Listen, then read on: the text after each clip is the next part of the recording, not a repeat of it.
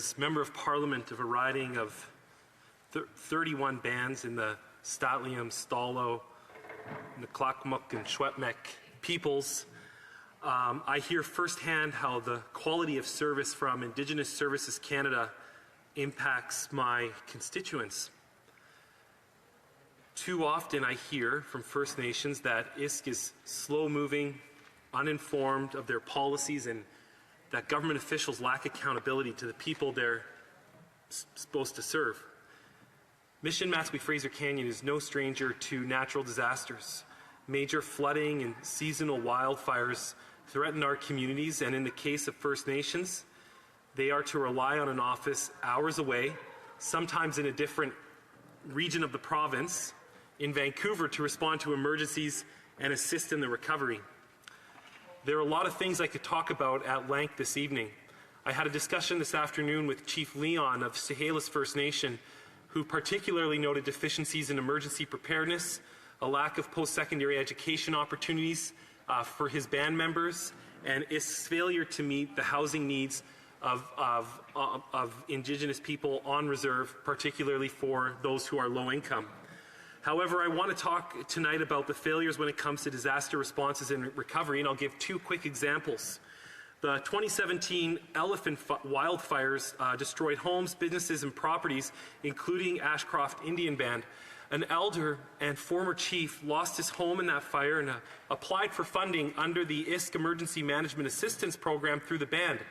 Funding was granted, and although ISK acknowledges amounts were assigned to the elder to replace his home, the funding never got to him, and he remains homeless 6 years later.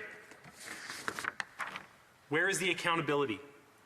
Departments are required to ensure public funds are used in the manner for which they are granted. This is just one example of many that I have heard where ISK washes their hands of financial accountability and fails to ask for financial reports and audits. There's many examples at Lytton First Nation as well. In 2021, BC's atmospheric river nearly wiped out Shaken First Nation territory altogether. Indigenous Services Canada is responsible for on-reserve First Nation emergency management unless otherwise explicitly contracted out to the provincial emergency response agencies. While neighbouring municipalities like Merritt and Princeton receive prompt evacuation orders, the responsible ISK office in Vancouver did not alert Shaken First Nation to the danger when the only bridge to the mainland was severed and the territory was consumed by the river. It is absolutely ineffective and I would say irresponsible for ISK to take responsibility for emergency management without actually being able or equipped to do so.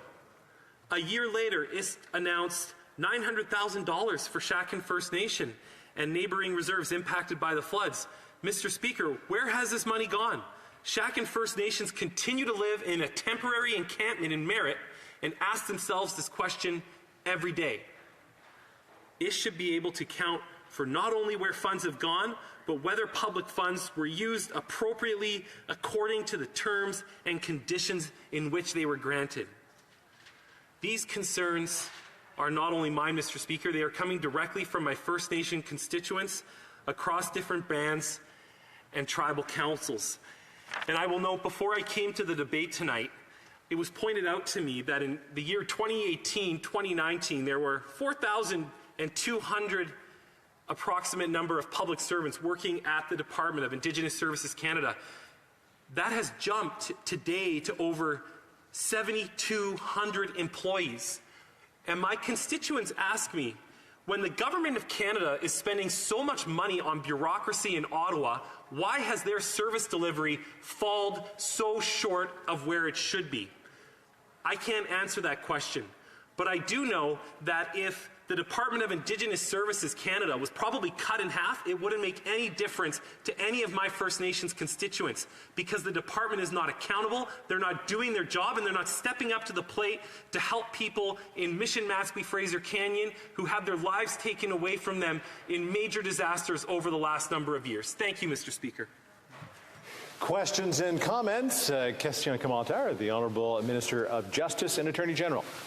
Thank the member opposite for his contribution to tonight's debate, and I don't doubt his sincerity about addressing the needs of his constituents, particularly the First Nations that he represents in his riding. And I also don't doubt the sincerity in the factual accounting that he outlined tonight about the severe climate events that are plaguing everyone in this country, particularly those of the residents of his riding. But I'll just put to him a question that emergency preparedness is critical for all Canadians, particularly for Indigenous Canadians suffering from the effects of climate action. There is an emergency management assistance program that is administered by Indigenous Services Canada.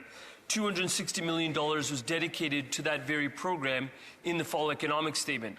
That's the same fall economic statement that member and his entire caucus voted against on Thursday and Friday morning. And I'm just wondering, when $260 million was on the table to support its constituents, why didn't he vote for it?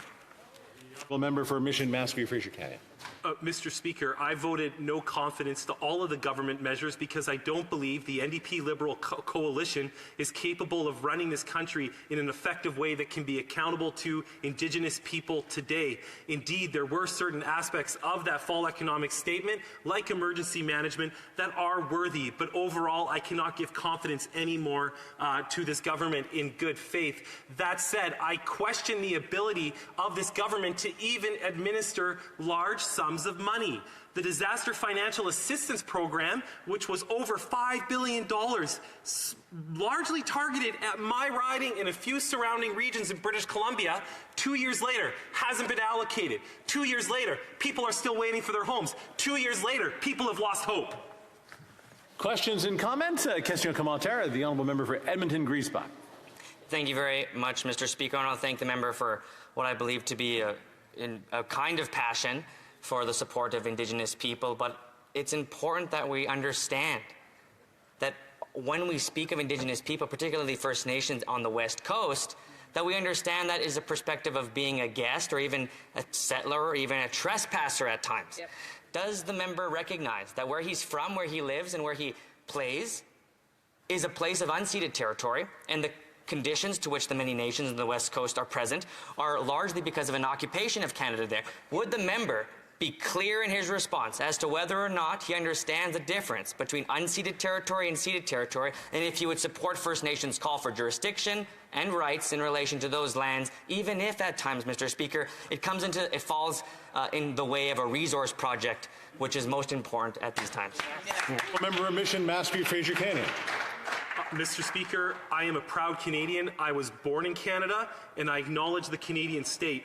The Crown had signed contracts with many of the First Nations that I represent, and the Government of Canada has a duty to uphold the agreements they sign with the First Peoples of this land on their traditional territory. And that is why I'm pleased that our leader, the member from Carleton, has put forward a policy that will allow First Nations to shape the direction natural resources are developed in their future, because they are calling for the rights to their those assets, and they should have access to those assets.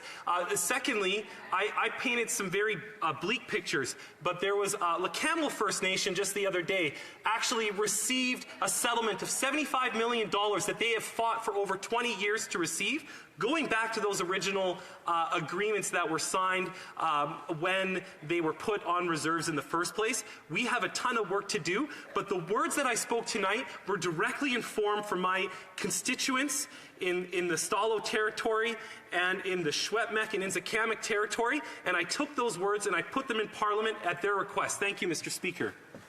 Questions and comments? The Honourable Member de Snette, Miss Nippy, Churchill River. Thank you, Mr. Speaker. I want to thank my colleague for his passionate comments. He talked about some of the frustrations of Indigenous Services Canada and the growth and the ballooning of some of the statistics.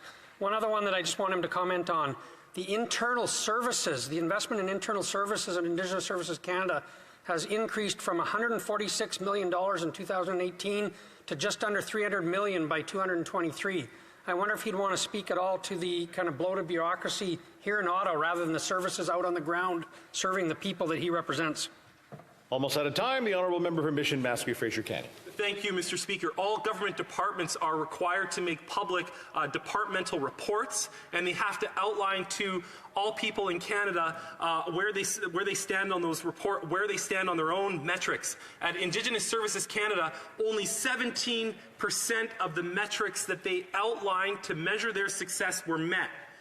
That is a failure, an absolute failure. This department needs to do better, and they need to get out of the way. One comment I hear very frequently is that the ISK rep changes frequently, that they don't know who they're talking to, that the ISK rep never even took the time to meet the leadership of a First Nation and build a real relationship.